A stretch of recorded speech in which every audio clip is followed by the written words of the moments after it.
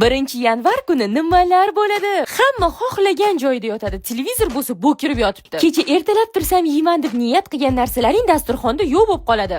Qaysidir ochko'z pintuzani faqat go'shini terib yeb qo'ygan. Yana kimdir tortni ustiga o'tirib olibdi. O'sha kuni detskiy o'rtog'ing telefon qilib, ko'rishmaganimizga 1 yil bo'libdi deb prikol qiladim. Hojatxona doim band bo'ladi. Qaynisinglim ekan. O'tgan yildan qolgan oliviyeni yeb olsa kelin.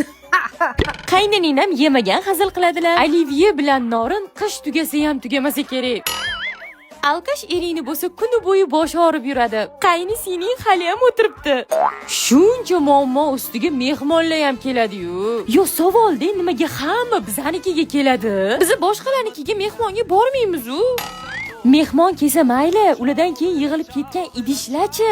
Yaxshi ham bavi bor. Shuncha idishni bittada dezinfeksiya qilib olaman. Oldin katta tog'oraga qaynoq suv solib, bavini solib 10 minut kutaman. Kechadan qolib ketgan selyotka hidiyu yopishib qolgan xalideslarni 10 minutda tozalab olaman. Keyin oddiy suvda chaysam bo'ldi. Qaynisinim hali ham shoddalar.